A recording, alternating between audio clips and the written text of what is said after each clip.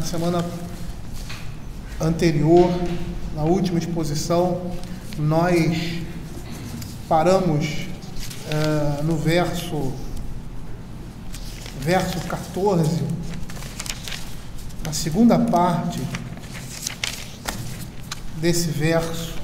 Eu vou fazer essa leitura, dando continuidade à exposição. Vou ler a partir do verso 13. Diz assim: Tu sais para salvamento do teu povo, para salvar o teu ungido.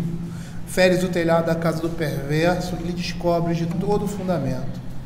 Transpassa a cabeça dos guerreiros do inimigo com suas próprias lanças, os quais, como tempestade, avançaram para me destruir. Regozijavam-se como se estivessem para devorar os pobres ocultas. Marcha com os teus cavalos pelo mar e pela massa de grandes águas. Ouvi e o meu íntimo se comoveu. A sua voz temeram, os meus lábios entrou a podridão nos meus ossos, e os joelhos me vacilaram, pois em silêncio devo esperar o dia da angústia que virá contra o povo que nos acomete. Ainda que a figueira não floresça, nem haja fruto na vide, o produto da oliveira minta, e os campos não produzam mantimento, as ovelhas sejam arrebatadas do aprisco, e nos currais não haja gado. Todavia eu me alegro no Senhor, exulto no Deus da minha salvação. O Senhor Deus é a minha fortaleza e faz os meus pés como os da corça e me faz andar altaneiramente ao mestre de canto para instrumentos de corda. Na última exposição, nós vimos aqui na visão, na oração de Abacuque, que ele mostra a vinda do Senhor, e nessa vinda, comparada com todos os livramentos que Deus fez durante a história do povo de Israel, do povo de Deus, ele fazendo sempre esse paralelo, e mostrando como o Senhor vem para livrar o seu povo. No verso 13 ele dá a certeza que o Senhor sai para livramento do seu povo, e a maneira dele fazer isso é uma maneira que mostra que esse livramento será sempre presente na vida da igreja. O Senhor estará sempre trabalhando em prol do seu povo, e aqui no verso 13 nós vimos como ele faz isso para salvar com o teu ungido. E a ideia aí, nós vimos até a tradução que é um pouquinho diferente, a ideia é que por meio dele esse livramento seria trazido. E esse livramento sendo trazido por meio do seu ungido, e aí nós vimos Ciro e o paralelo com o próprio Cristo, como libertador do seu povo.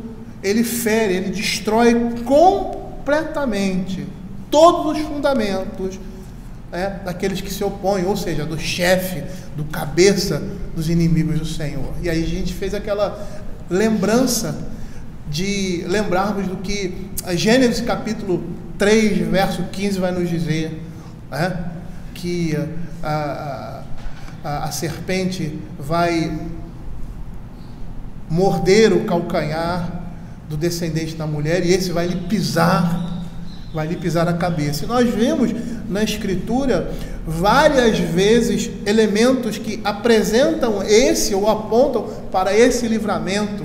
Aí vimos Císera como seu inimigo, com a cabeça sendo destruída, e outros contextos ali mostrando e apontando para essa profecia, lançando essa profecia também para o final, um final em que esse ungido vai destruir completamente todos os fundamentos, ou seja, já destruiu, no nosso contexto, todos os fundamentos desse inimigo que é Satanás. E aí no verso 14 ele vai mostrar que esse juízo, ou esse livramento e essa destruição virá por meio da sua própria força, ou seja, da própria força do inimigo. O inimigo vai voltar contra si mesmo. E nós vimos em muitos livramentos de Deus no meio do seu povo, muitas vezes o povo era chamado, era convocado para uma batalha, e nessa batalha havia uma discrepância muito grande entre o povo de Deus e os seus inimigos, em número e às vezes até em força, em poder. E esses inimigos, eles se destruíam com as suas próprias armas, e citamos ali vários exemplos de como isso aconteceu. Amã, os inimigos de Daniel, ali Josias, contra Moabe e Amon, que eles se voltam contra si mesmos e se destroem, porque temem, porque sentem a presença de Deus. E o povo de Deus não levanta uma espada, um arco contra esses homens caem diante do poder do Todo-Poderoso. E é dessa forma que Abacuque está demonstrando a ação de Deus por meio da história do seu povo. E todas essas coisas são muito semelhantes àquilo que nós vemos em Apocalipse, da grande batalha do Armagedon, em que Satanás, a besta, o anticristo, reúnem todos os exércitos e se levantam contra o Altíssimo, e ele os destrói simplesmente pelo sopro da sua boca. E nessa descrição, aqui na segunda parte da oração de Abacuque, ele diz assim, e nós vamos continuar daí: os quais, como tempestade, avançam para me destruir, regozijam-se como se estivessem para devorar o pobre às ocultas. E ele se marcha com os teus cavalos pelo mar, pela massa de grandes águas. E nessa segunda parte do verso 14, agora o profeta ele se inclui como alvo dessa investida dos perversos, como um objeto distinto da ira do perverso. Até esse momento, a forma como ele descreve a vinda do Senhor contra os seus inimigos, parece que o profeta ele não está incluído no ataque que os inimigos de Deus lançam contra o povo de Deus. Mas parece que não é assim. Aqui nesse verso, o profeta sente que também vai sofrer esse impacto e a ferocidade dos inimigos de Deus. E talvez isso se deva por ele ser um ministro da justiça, do juízo de Deus. E aí ele se vê como um objeto especial da ira desses homens. E a gente vê isso na história do povo de Deus, como foi com todos os profetas, em todas as gerações. Como eles se levantavam contra esses homens, porque eles confrontavam o erro, eles confrontavam a verdade. E parece que esse homem, que o profeta seria nesse contexto um alvo desses inimigos do Senhor. E aqui, nessa linguagem que ele desenvolve, a crueldade do inimigo é vista em sua satisfação maligna e na alegria que ele sente diante da destruição do justo, quando ele diz assim: avançam para me destruir, regozijam-se como se estivessem para devorar os pobres às ocultas. E a imagem aqui é de um animal selvagem, de um predador que está espreitando a presa e depois a arrasta e a devora em secreto. Quem gosta aqueles documentários, eu gosto muito, de animais e de bichos, e é interessante que é sempre assim.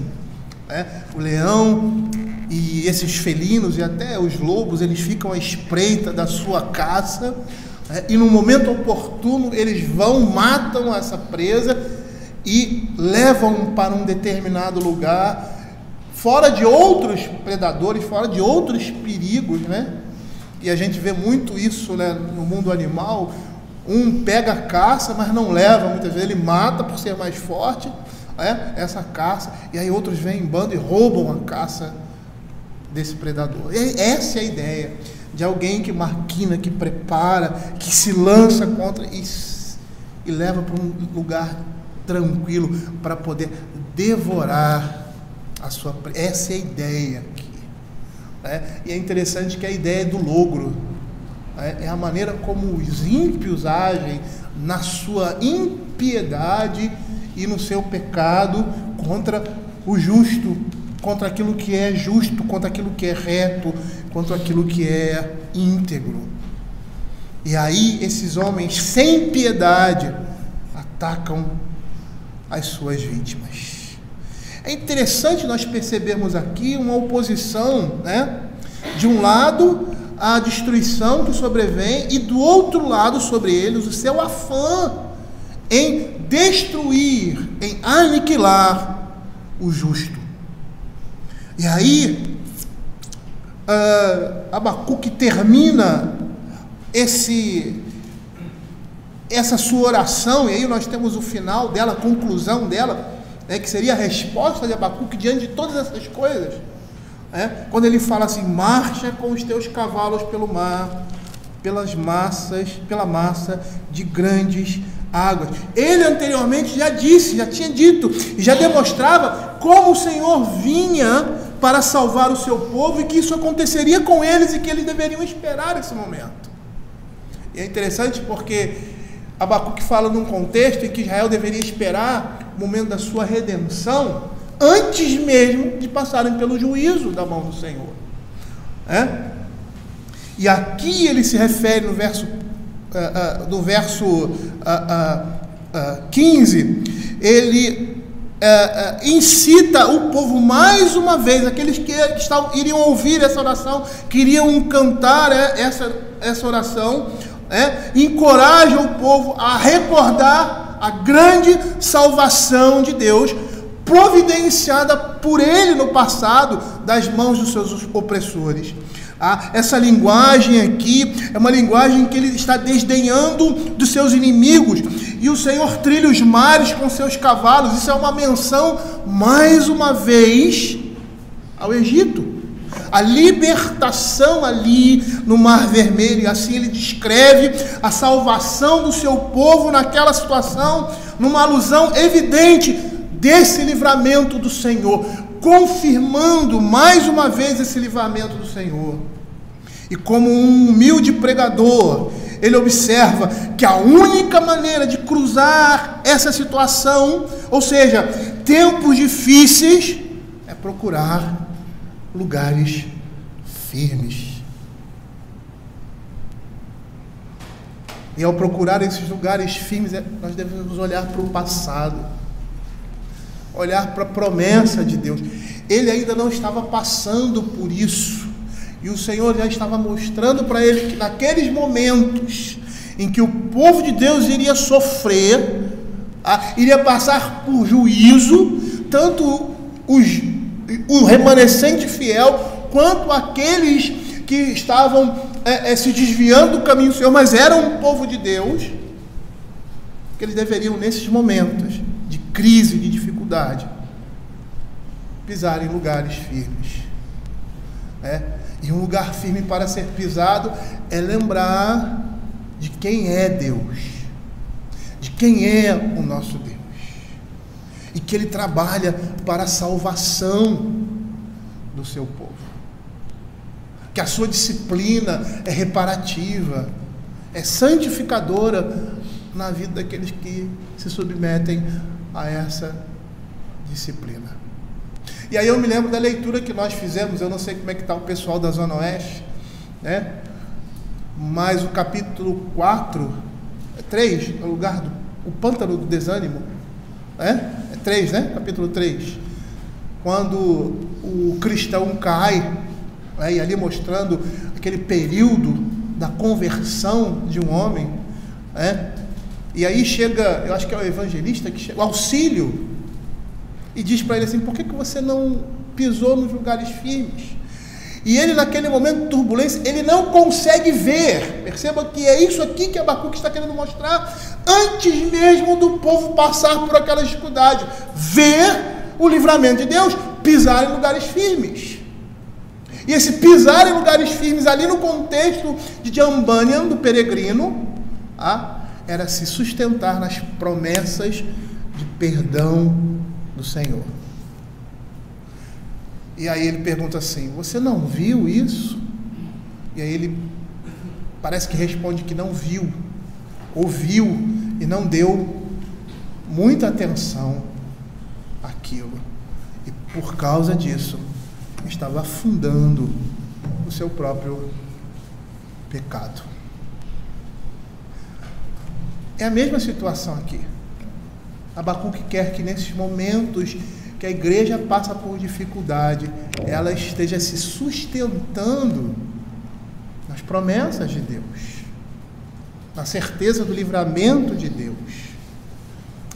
E como exemplo, a linguagem que ele usa aqui, marcha com os teus cavalos pelo mar, está se referindo ao Mar Vermelho, quando Faraó e seu exército, cavalgando, adentra esse Mar Vermelho, agora dividido, onde o povo de Deus passa a pé enxuto, e o Senhor sepulta esses homens debaixo de muitas águas. É o grande livramento de Deus no Mar Vermelho, que fornece nitidamente um daqueles pontos firmes para os quais a fé madura do povo de Deus pode se voltar novamente.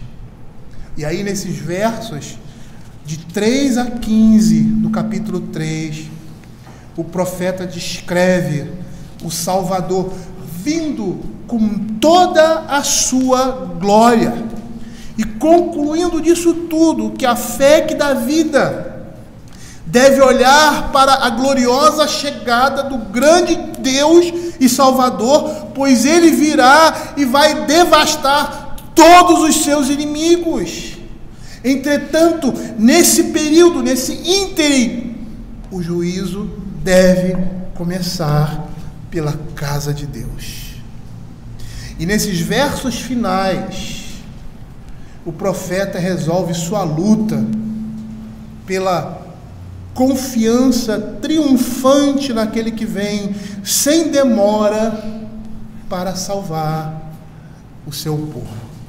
Os versos 16 a 20, a 19, vão mostrar essa resposta de Abacuque diante de tudo aquilo que o Senhor falou com ele.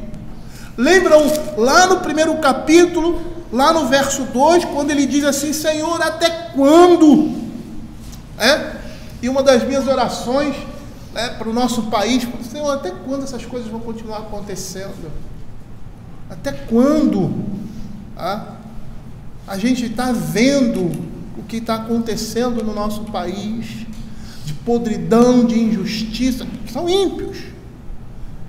E aí a minha oração: Senhor, preserva a tua igreja, isso, nos dá paz e tranquilidade nesse mundo, até onde podemos ter isso aqui, diante de tudo que nós temos visto, não somente no nosso país, mas em especial no nosso, porque nós vivemos aqui, a injustiça, a podridão, a imoralidade.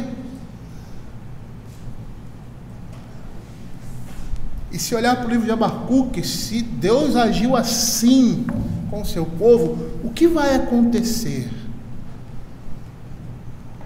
com esse mundo? Nós já sabemos o que vai acontecer com esse mundo. A minha oração egoísta, vamos dizer assim, é que possamos, diante dessa situação, ver um pouco de tranquilidade, para que a igreja possa caminhar, para que ela possa se desenvolver. Mas muitas vezes o desenvolvimento da igreja, a Bíblia já prova isso, é em meio ao fogo, em meio à dificuldade, em meio à perseguição. E a resposta de Abacuque a tudo aquilo que ele presenciou por meio dessas visões maravilhosas que o Senhor deu para ele. Ele diz assim: ouvi, ou seja, tudo aquilo que o Senhor falou, e o meu íntimo se comoveu, a sua voz tremeram os meus lábios, entrou a podridão nos meus ossos, e os joelhos me vacilaram, pois em silêncio devo esperar o dia da angústia, que virá contra o povo que me acomete. ainda que a figueira não floresça, todavia eu me alegro no Senhor, exulto no Deus da minha salvação. O Senhor é a minha fortaleza e faz os meus pés como da corça. Tendo ouvido, em Abacuque 2, capítulo de 2 a 20, a resposta do Senhor à sua queixa, porque essa é a resposta segunda, vamos dizer assim, do Senhor. A primeira resposta é quando Abacuque, lá nos primeiros 4 versos, clama ao Senhor, e aí o Senhor responde a ele o que ele ia fazer para punir o pecado de Israel e restaurar o seu povo. E aí, diante disso, no capítulo 2, verso 20, Abacuque, em resposta do Senhor à sua queixa, ele profere, ele fala: por-me-ei na minha torre de vigia, colocar-me-ei sobre a fortaleza, e vigiarei para ver o que o Senhor me dirá.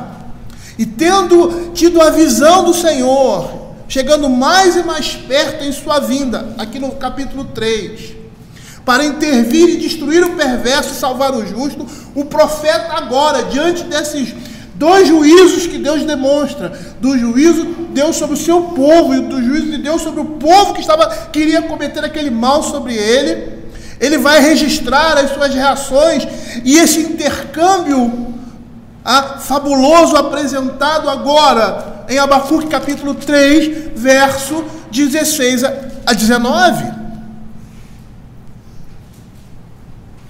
E nessas reações do profeta, ele vai incluir 3 elementos. No verso 16, uma resposta de reverente espanto.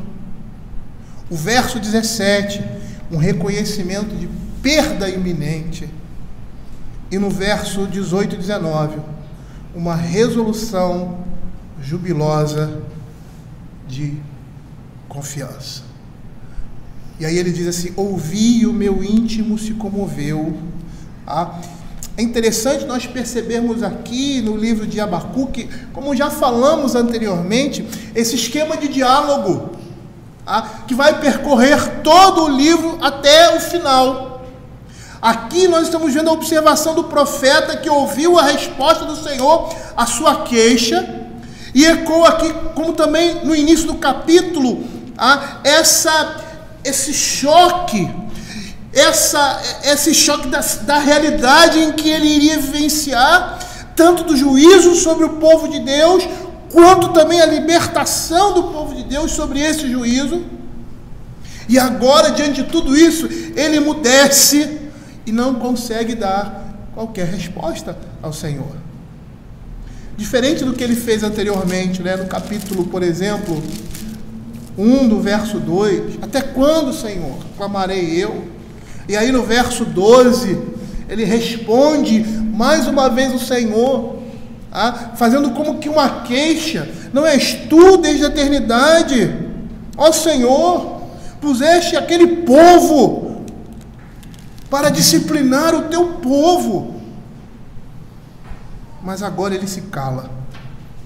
Quando Deus mostra ou dá a conhecer a ele tudo aquilo que ele ia fazer, do início até o fim, ou seja, até o retorno do seu povo a Jerusalém. E diante de tudo aquilo que o Senhor revelou ao profeta, pacientemente o Senhor o faz calar, pondo o profeta numa posição de reconhecimento passivo ante a retidão dos caminhos do Senhor, primeiro trazendo juízo sobre o seu povo e purificando os seus pecados, e só depois trazendo juízo sobre os que oprimem o povo de Deus, condenando-os à destruição. E essa é a maneira como Deus manifesta a sua vinda, a sua chegada e a conclusão de todas as coisas. É por isso que Pedro, na sua primeira epístola, no capítulo 4, no verso 17 e 19, ele diz assim: porque a ocasião de começar o juízo pela casa de Deus é chegada. Ora, se primeiro vem por nós, qual será o fim daqueles que não obedecem ao Evangelho de Deus? E se é com dificuldade que o justo é salvo, onde vai comparecer o ímpio? Sim, o pecador. Por isso também os que sofrem segundo a vontade de Deus encomendam a sua alma ao fiel Criador na prática do bem. Essa é a maneira como Deus age.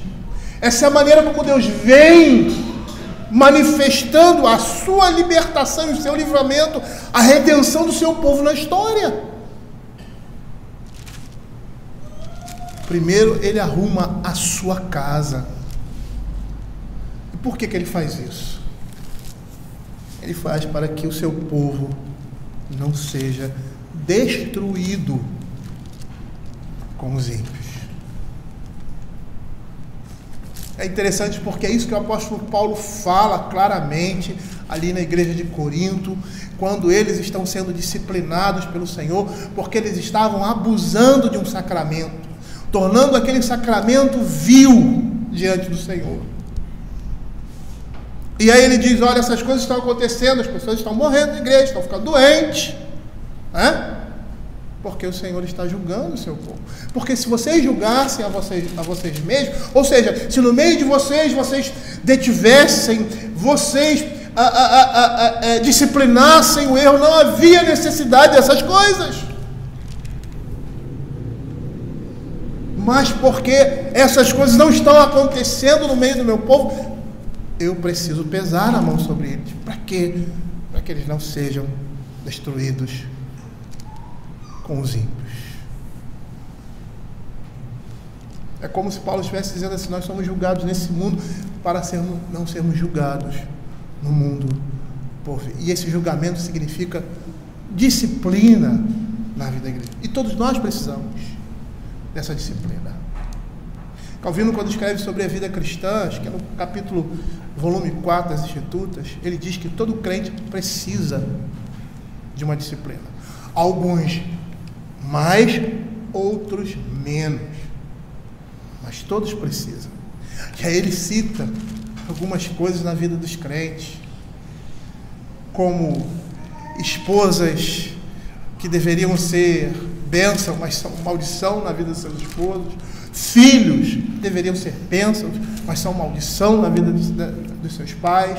E aí ele cita várias outras coisas, doenças e outras coisas, até mesmo menores, para que possamos ter os nossos olhos não nesse mundo, mas no mundo por vir.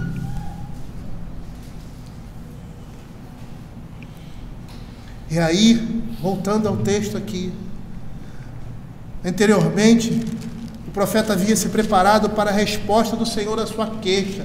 Lembra lá no capítulo 2, verso 1? A maneira intrépida, o queixume de Abacuque fez com que ele pensasse: o Senhor vai me responder, mas ele vai ser duro para comigo na sua resposta, porque eu estou sendo impetuoso para com o Senhor. E ele esperava uma resposta dura da parte de Deus para com ele, mas o Senhor é misericordioso e o responde da forma como respondeu nos versos seguintes.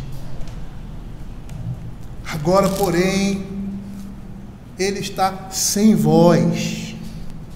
A expressão do profeta com respeito ao efeito do discurso do Senhor aqui não é uma linguagem poética, é real. Ouvi e o meu íntimo se comoveu, a sua voz tremendo nos meus lábios, entrou podridão nos meus ossos e os meus joelhos, e os joelhos me vacilaram, pois em silêncio devo esperar o dia da angústia.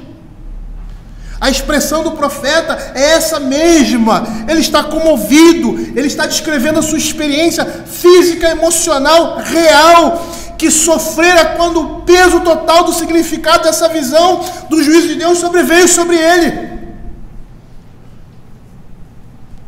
E o salmista, lá no Salmo 119, fala a mesma coisa. 120, ele diz assim: arrepia-se minha carne com temor de ti, temo os teus juízos. A perspectiva, o esforço do profeta em manter esse diálogo com o Todo-Poderoso resultou nessa situação desconfortável, tremor de lábios, A sensação ali que ele tem era que os seus ossos estavam sofrendo um repentino apodrecimento e suas pernas estavam tremendo de baixo para cima. E não é à toa, porque nesse capítulo temos 4 menções à reação, e é uma reação semelhante, a um tremor diante da manifestação da verdade e da glória de Deus. No verso 2, quando ele diz, me sinto alarmado. No verso 6, ele para e faz tremer a terra. No verso 7, vejo as tendas de Cusã em aflição, e a terra de Midian treme. E o verso 16.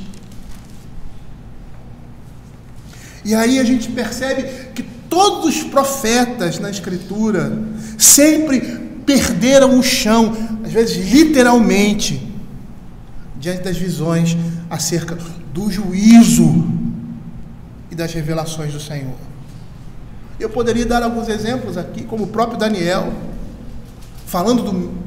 ele está no mesmo contexto, ou seja, Daniel está no exílio babilônico. É um profeta ali, segundo o escrito, que ele vai profetizar essa saída, esse retorno. E olha o que o verso 27 do capítulo 8 diz: eu, Daniel, enfraqueci, estive enfermo alguns dias, então me levantei e tratei dos negócios do rei, espantava-me com a visão, e não havia quem a entendesse. O capítulo 10, 8 mostra essa situação do profeta que Abacuque demonstra aqui literalmente. 10, 8 diz assim: fiquei, pois, eu só contemplei esta grande visão, e não restou força em mim. O meu rosto mudou de cor e se desfigurou, e não retive força alguma. E o profeta aqui, ele teme por causa do dia da angústia, e frente à glória de Deus que estava sendo manifestada ali.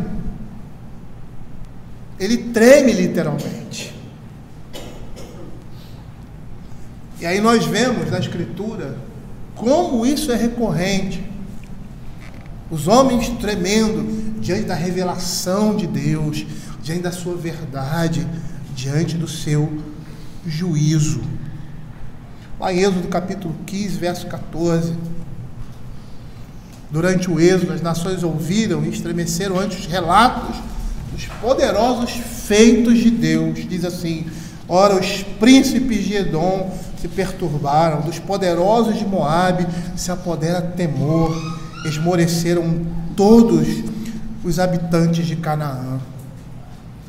Raabe também descreve o medo dos homens ante o avanço de Deus para a terra prometida, em Josué capítulo 2, 9 a 11, e no versículo 11 diz assim: ouvindo isto, ou seja, ouvindo os relatos do juízo e da ação de Deus, salvando o seu povo, e vendo o povo de Deus chegar, desmaiou-nos o coração, e em ninguém mais há ânimo algum, por causa da vossa presença. E aí ele diz assim: porque o Senhor é Deus, em cima nos céus e embaixo da terra. A presença do povo de Deus manifestava a presença de Deus. E então as novas do juízo de Deus inspiram um terror semelhante no profeta Abacuque. Como foi sobre as nações da Transjordânia, quando o dia de juízo divino inspirou terror entre os povos da terra, descrito lá em Deuteronômio capítulo 2, verso 25. Diz assim: hoje comecei a meter o terror e o medo de ti aos povos que estão debaixo de todo o céu. Os que ouvirem a tua fama tremerão diante de ti e se angustiarão. O profeta treme. É interessante porque quando a gente lê o livro de Abacuque, você lê o livro numa perspectiva de que as coisas já aconteceram. Então, muitas vezes, a gente não tem aquela percepção do que seria esse tipo de sentimento de terror que o profeta tem diante daquilo que o Senhor revelou. Mas se nós olharmos para trás e percebermos que Abacuque, ele está num contexto, e aí lembrem o que nós falamos lá no início do livro de Abacuque, foi no início desse ano, ou ano passado, finalzinho do ano passado, que nós começamos o livro de Abacuque. A situação em que o povo se encontrava, o pecado, a hipocrisia, a injustiça no meio do povo de Deus, e Abacuque vivendo aquilo tudo, a opressão, porque os profetas do Senhor eram perseguidos, porque não havia justiça no meio do povo de Israel. E ele, diante disso tudo, ele vê o que iria acontecer ao povo de Deus, como resposta da sua petição. É como se ele dissesse: não, Senhor, peraí, não era bem assim que eu queria. Ele vê essas coisas, o Senhor fala com ele, e ele contempla essa realidade. E até hoje na história, uma das invasões, a gente pode dizer assim, mais cruéis que se apresenta, dentre muitas outras, os cercos com relação a Israel. Os dois, do ano 70, quando o templo é destruído de vez, e no período do Antigo Testamento. A maneira como eles entraram e como eles fizeram, como eles destruíram, está descrito aqui em Abacuque, trazendo os homens em anzóis, arrastados, e nós vimos isso, como os olhos dos homens, como Zedequias, foram vazados, esses homens foram humilhados.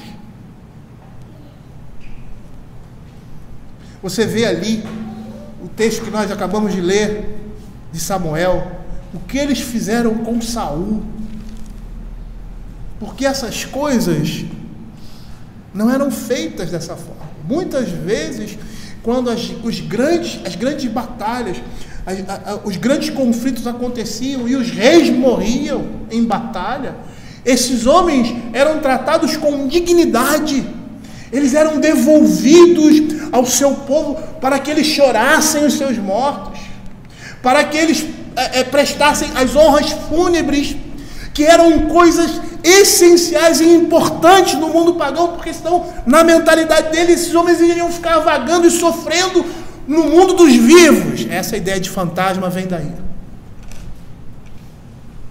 E aí eles concediam honra aos homens que morriam em batalha. E quando eles faziam essas coisas, como nós vimos lá com os filisteus, e como nós vemos aqui com os babilônicos, eles desprezavam qualquer tipo de humanidade na guerra. E por isso se tornavam desprezíveis e odiosos para todas as outras nações, porque não respeitavam os mortos, os grandes heróis, porque era assim que eram considerados os homens que morriam em batalha de outras nações. Abacuque contempla tudo isso e treme.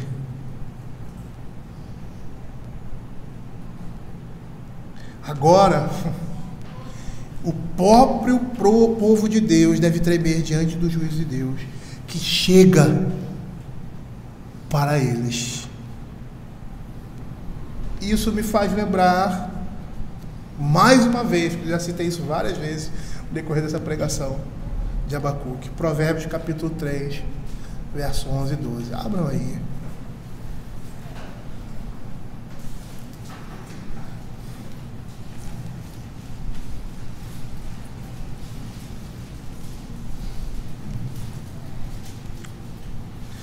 Provavelmente a atitude de Abacuque em se calar diante do Senhor, é entender o que o provérbio está dizendo aqui.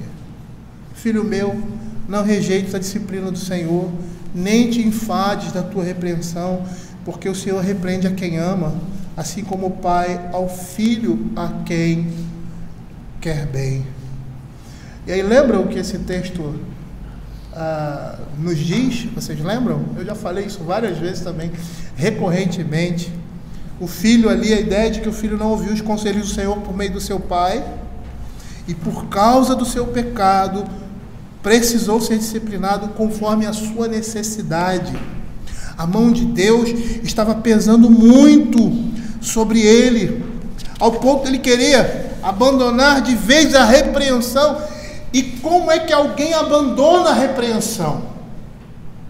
Como é que alguém abandona a repreensão? Se a repreensão serve para trazer humildade e submissão, quando é que alguém abandona a repreensão? Quando ele não se submete a essa disciplina. Será que o homem pode fugir da disciplina do Senhor? Não. Mas o que é submeter essa disciplina? Se humilhar diante do Senhor e aceitá-la. Porque quando nós tramamos planos para que aquela disciplina se torne um pouco mais branda na nossa vida, e geralmente a gente faz isso pecando, nós estamos agindo de forma rebelde com relação à disciplina do Senhor. Quando murmuramos, quando reclamamos, quando não aceitamos essas coisas, como muitas religiões dizem aí, né? Eu não aceito, eu repreendo, né? E por mais que qualquer que seja a situação que nós estejamos passando, sejam tentações ou provações, essas coisas vêm da mão de Deus, seja direto ou indiretamente. Ele nos diz como devemos passar por essas coisas, como devemos vencer tanto as tentações que são ofensivas do diabo, quanto as provações, que são as dificuldades do nosso dia a dia, os problemas que surgem na nossa vida, que não tem necessariamente o objetivo de nos fazer pecar, como as tentações que nos sobrevêm. E a palavra de Deus nos diz como passar por todas elas. Lembram do que falei anteriormente também, nesse contexto, de que ali em Israel, depois que Israel foi invadido, que os profetas, eu não me lembro, Ezequiel, Jeremias pregou isso também, mas Ezequiel também, nós temos que ir para a Babilônia, lá que o Senhor nos quer. Não, nós não vamos para o Egito. E os profetas dizem, é lá que o Senhor vai nos abençoar, debaixo da disciplina e da opressão, vamos para lá. Não, vamos para o Egito. Eles queriam fugir da disciplina do Senhor, depois que o Senhor disse claramente qual era o seu propósito para com o seu povo, por meio dos seus profetas.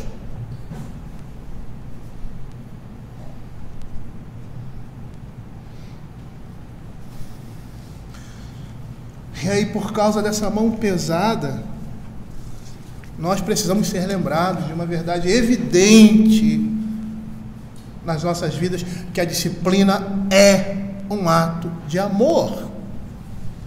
Hebreus capítulo 12, versos 5 e 6.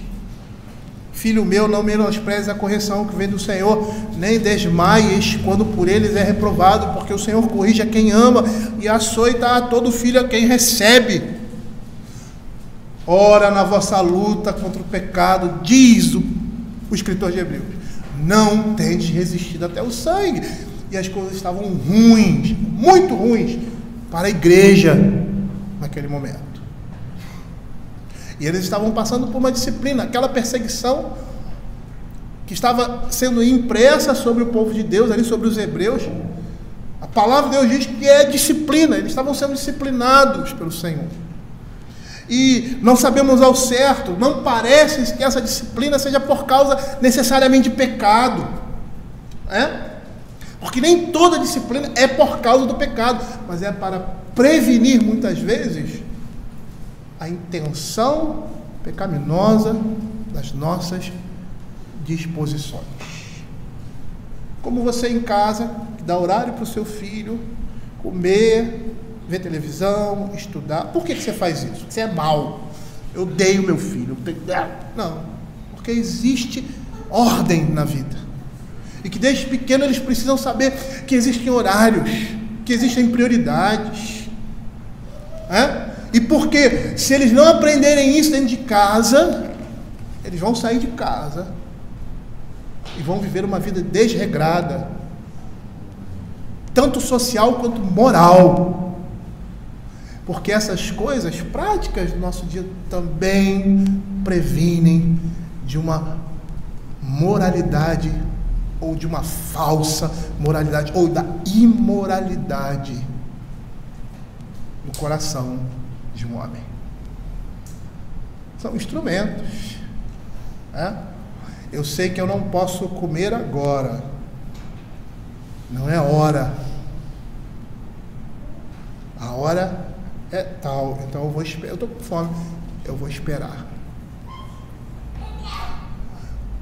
E por mais que não tenha nenhuma conotação espiritual nisso, essas coisas ajudam na vida cristã. O meu desejo é fazer isso, mas eu não posso fazer isso agora. Eu não posso entrar num relacionamento íntimo com essa menina, com esse rapaz, porque não é hora. Mas eu tenho esse desejo no meu coração. Eu gosto daquele rapaz, eu quero me casar com ele. Eu gosto daquela moça, eu quero me casar com ele, com ela.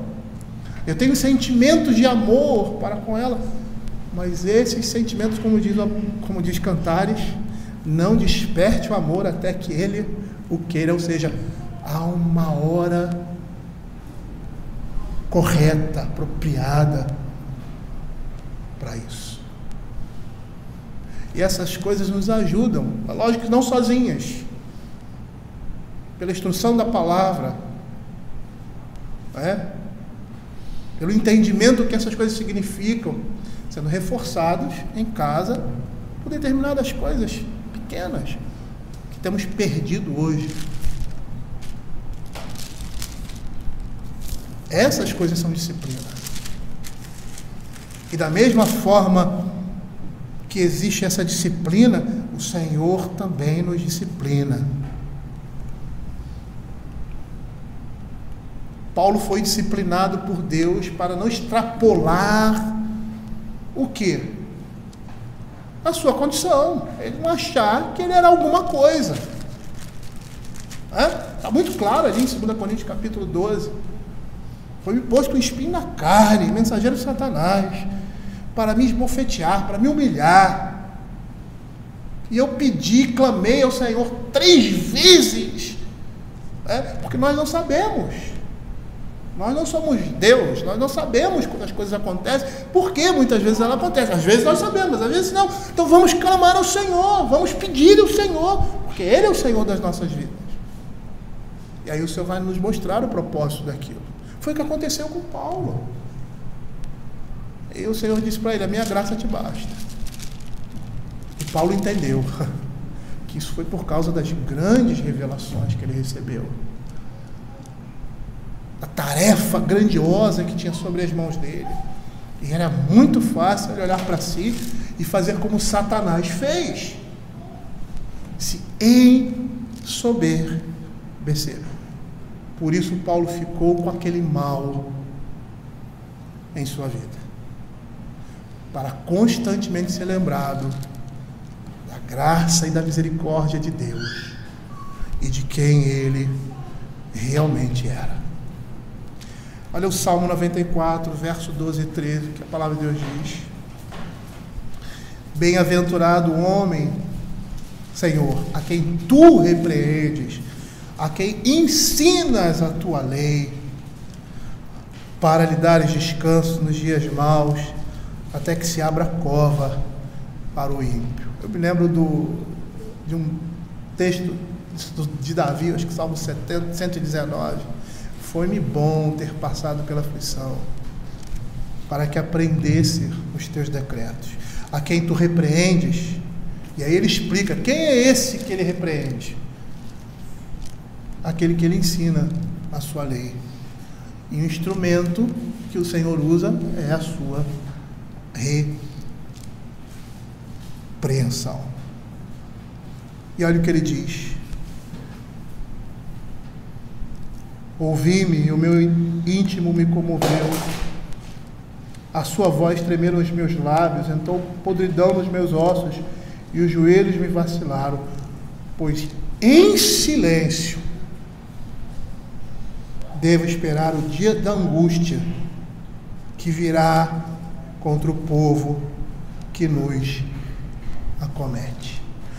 Abacuque não havia nem passado pelo juízo de Deus sobre o povo. E já vendo isso pela revelação do Senhor, porque o Senhor disse isso a ele, o mostrou, respondeu ao profeta. E aí ele vendo todas essas coisas, a grandiosidade do juízo de Deus, ele treme. Ele fica como que se fora de si. Às vezes eu lembro de um filme que vi de guerra. E nesse filme, muitos já viram, uma senhora tinha 4 filhos. Os 4 filhos foram para a guerra. O resgate do soldado Ryan. E quando um deles morria, vinha lá um carro do exército com um capelão militar, parava a porta daquela pessoa, ou um padre ou um pastor, entregava lá a notícia e consolava aquela pessoa. E aí aquela senhora sai, 3 dos filhos dela morreram no combate. E aí vem um carro. Naquele tempo as casas eram distantes umas das outras, né? E ela, quando vê o carro chegando, se dirigindo para a casa dela, aquela cena me comove. Que todos esses filmes de guerra eu fico bastante comovido, porque eu sei muito bem o que isso significa, apesar de nunca ter passado por isso, graças a Deus. Mas eu fui militar há muito tempo, né? E aí aquela senhora cai e começa a chorar, antes daquele homem vir e dar a notícia para ela. E aí o homem sai do carro, e sai também um capelão e a sustenta pela mão, e a cena passa para um outro momento. É dessa forma que o profeta está se descrevendo aqui, diante da calamidade, do juízo que iria vir sobre o seu povo, das mãos do Senhor, como uma justiça reta, boa e santa sobre o seu povo. Aí ele diz assim: devo esperar, porque o remanescente fiel, por mais que o povo de Deus, no meio do povo de Deus, não tinha se desviado completamente, eles também estavam ali no contexto daquela situação, e o juízo viria sobre o povo de Deus, e o remanescente fiel também receberia esse juízo. Eles também seriam alvos inicialmente, de Deus.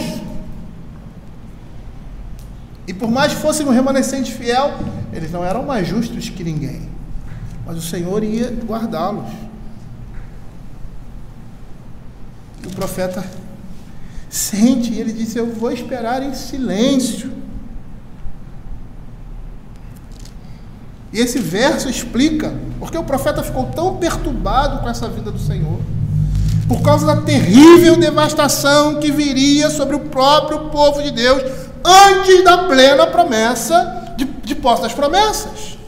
Por isso o profeta treme de cabeça aos pés, vislumbrando aquele terrível dia de grande aperto para o povo de Deus, e que havia sido profetizado, que havia sido falado, que na aliança de Deus com o seu povo, ele havia advertido, lá em Deuteronômio capítulo 28, de 15 a 18, ele diz assim: será, porém, que se não deres ouvidos à voz do Senhor teu Deus, não cuidando em cumprir todos os teus mandamentos, os teus estatutos, virão todas essas maldições sobre ti e te alcançarão.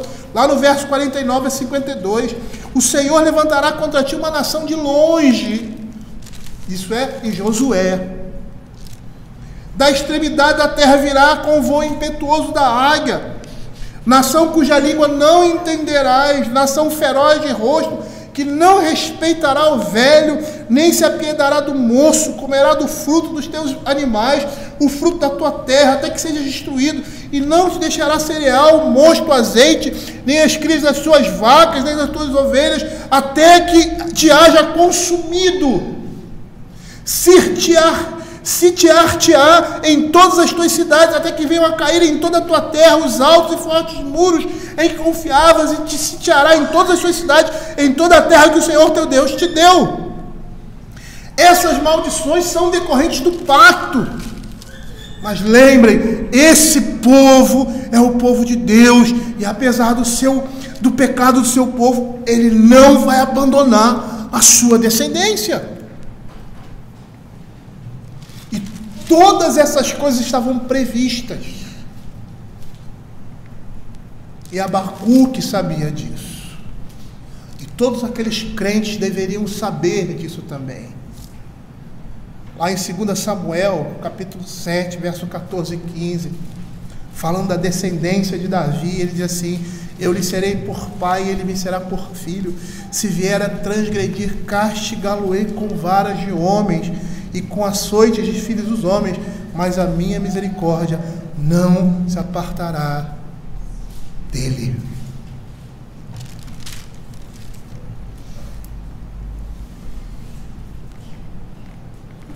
E o Salmo 94, 14 diz assim: pois o Senhor não há de rejeitar seu povo, nem desamparar a sua herança. Sabe qual é a nossa ideia?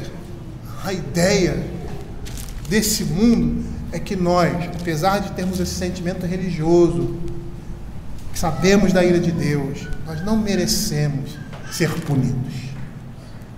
Nós não merecemos ser corrigidos. E se formos corrigidos, que seja uma correção leve, que não traga dor, que não traga dificuldade. E sabe o que nós estamos dizendo? Nós estamos dizendo que nós não somos maus com isso. Porque é essa dinâmica no universo após a queda. E tudo que nós falamos é após a queda.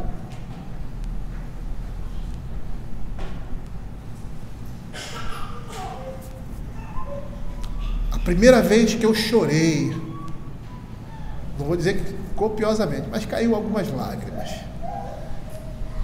de tomar injeção, não foi comigo, foi com meus netos. Foi com a Elisa. Quando enfiaram aquela agulha na perninha dela e ela...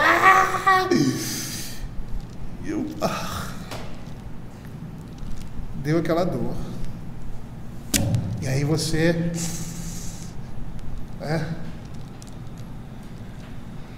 porque eu vi a dor dela. Mas não é bom? Ela tomou a injeção, nós tomamos a injeção, nós operamos, abrimos, o nosso corpo. Eu conheço um amigo que ele caiu de parapente e ele quase morreu. E na operação dele tiveram que tirar todos os órgãos, botar para fora e fazer uma limpeza dentro dele, porque ele teve hemorragia, depois colocou os órgãos todos para dentro. Lindo isso, maravilhoso. Mas se não fizesse isso, ele ia morrer.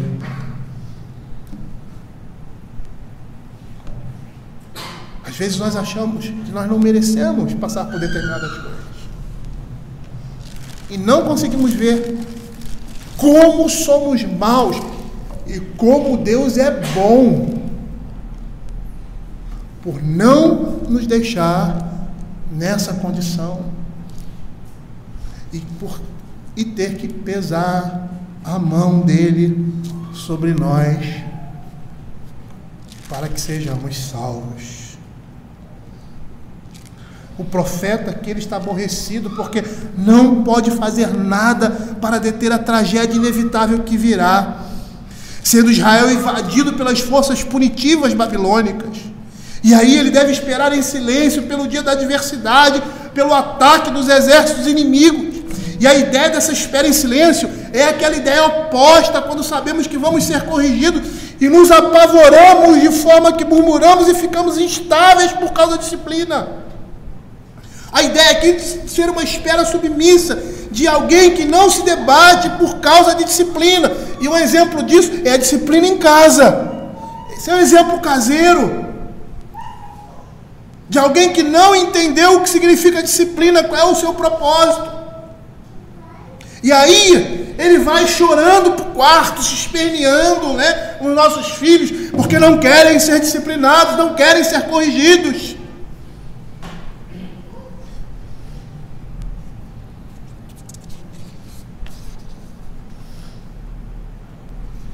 Mas aqueles filhos que já entenderam a disciplina e que o pai chega, vamos conversar no quarto, e que eles dão a mão e vão, sem espernear, sem reclamar,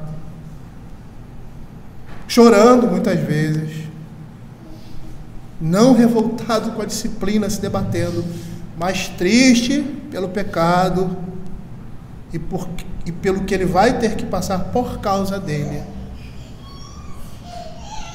Esses que agem assim entendem a necessidade da disciplina. Você nunca teve um filho dizendo assim: papai, eu preciso ser disciplinado? Eu tive várias vezes, e tenho a experiência de amigos que também, e filhos que chegaram: pai, eu preciso ser disciplinado. E dizer isso para o pai, às vezes o pai nem queria, porque entende o que significa essa disciplina. É isso que ele diz, é esse entendimento que ele diz: pois em silêncio deve esperar o dia da angústia. O corpo do profeta estremece ao perceber que ele vai viver na expectativa do juízo iminente de Deus por meio dos caldeus. Embora o livramento fosse garantido, ele só viria depois do juízo. E aí você vê que tempos depois de Abacuque, quando o remanescente fiel de Israel ficou reduzido a um único indivíduo, uma circunstância semelhante aconteceu. Jesus, sozinho no Getsemane, examinando interiormente o terrível abismo do inferno, suava gotas de sangue. E mesmo tendo a certeza de que o Senhor não deixaria sua alma na morte, contudo, a realidade das agonias que tinha de suportar antes do seu livramento o esmagava. Ele estaria separado de Deus e naquele momento recebendo sobre si a ira de Deus. E a alma do nosso Senhor ali estava excessivamente angustiada, perturbada, e o seu corpo reagiu com os sinais de compaixão, gotas de sangue. Interessante, eu estava lendo certa vez sobre isso, e disse que quando uma pessoa passa por agonias constantes, ou perigos assim fora do comum, em que ele vê a morte sobre si, o seu corpo expele pelos seus poros sangue, porque se sente agonizado. Eu não sabia disso. Eu olhava essas expressões e pensava que fosse algo metafórico, alguma expressão. Não, é literal. Mostrava a agonia do Senhor Jesus, porque sabia pelo que ele ia passar. E não era só a vergonha da morte de cruz, porque muitos homens morreram na cruz, e era uma morte terrível, mas que a agonia da cruz era um paralelo para a agonia espiritual que o Senhor Jesus iria sofrer ali na cruz. Porque ali ele estaria carregando o pecado de toda a humanidade, ou seja, de todos os seus filhos.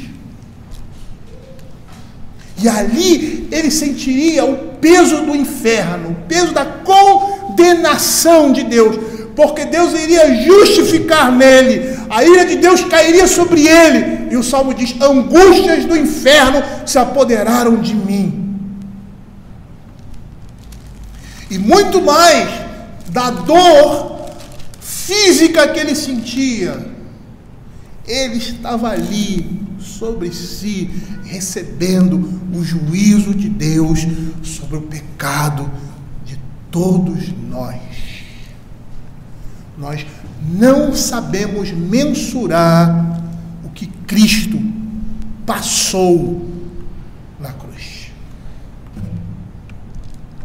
E da mesma forma que o tribunal de Pilatos era um representativo do tribunal de Deus, e ele tendo sido reprovado diante de Deus, não pelos seus pecados, mas por aqueles a quem ele estava socorrendo. Da mesma forma, as agonias da cruz representavam uma agonia maior, que eram as angústias do inferno, a ira de Deus sobre Cristo ali na cruz. E por isso ele transpira gotas de sangue. Você acha que isso não é um motivo forte para que o corpo físico de Cristo respondesse dessa forma? E o salmista fala desses momentos de angústia. Abram aí Salmo 16, 10. Pois não deixarás a minha alma na morte, nem permitirás que o teu santo veja corrupção. Salmo 42, 6. Sinto abatida dentro de mim a minha alma. Lembro-me, portanto, de ti nas terras do Jordão e no monte Hermon e no outeiro de Mizar.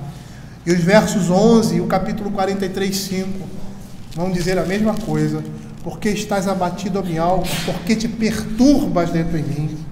Espera em Deus, pois ainda o louvarei. A Ele meu auxílio, Deus meu. O profeta sabia que seriam tempos difíceis para o povo da aliança, por causa do pecado do povo. E ele deveria esperar em silêncio, submisso,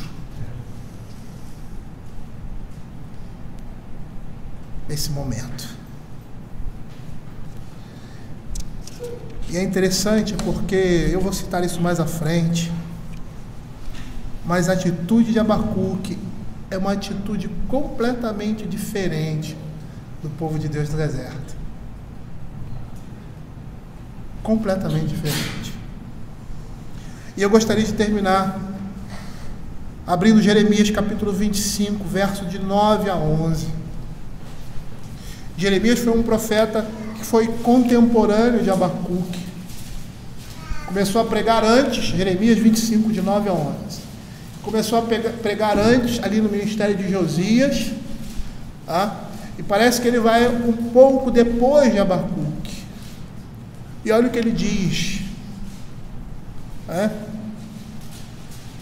Abacuque, quando profere essas palavras, essas coisas não estavam ainda acontecendo. Nós vimos ali, acho que a diferença de uns 100 anos, 90 anos, mais ou menos, não sei, é uma boa diferença entre o livro de Abacuque e os fatos que ele narra. Eles estariam acontecendo. E olha o que diz Jeremias: eis que mandarei buscar todas as tribos do norte, diz o Senhor, como também a Nabucodonosor, rei da Babilônia, meu servo, e os trarei contra esta terra, contra os seus moradores, contra todas essas nações em redor, e os destruirei totalmente, os porei por objeto de espanto e assobio e de ruínas perpétuas. Farei cessar entre eles a voz do folguedo e a da alegria, a voz do povo, do noivo, e a voz da noiva, e o som da voz, e a luz do candeeiro. Toda esta terra virá a ser um deserto e um espanto. Essas nações servirão ao rei de Babilônia 70 anos. Seriam tempos difíceis para o povo da aliança.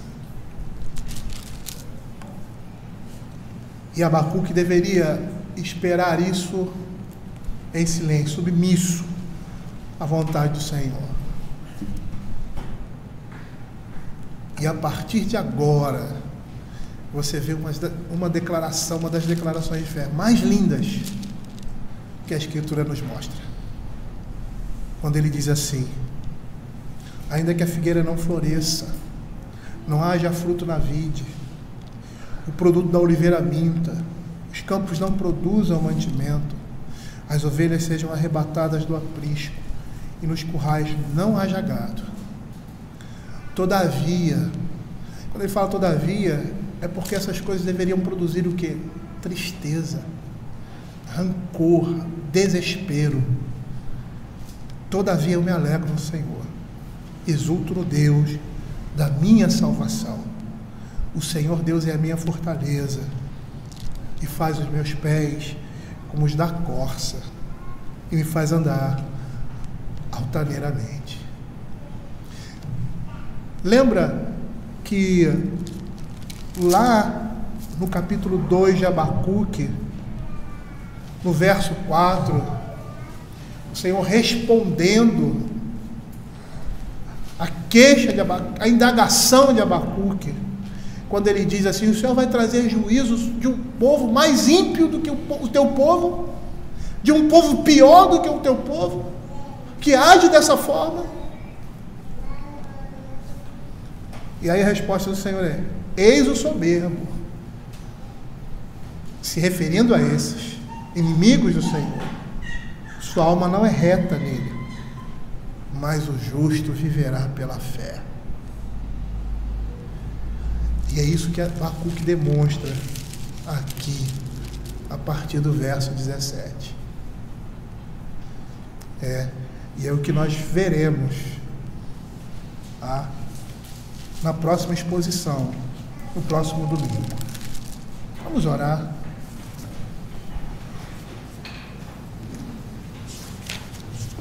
Vamos fechar os nossos olhos e orar ao Senhor nesse momento.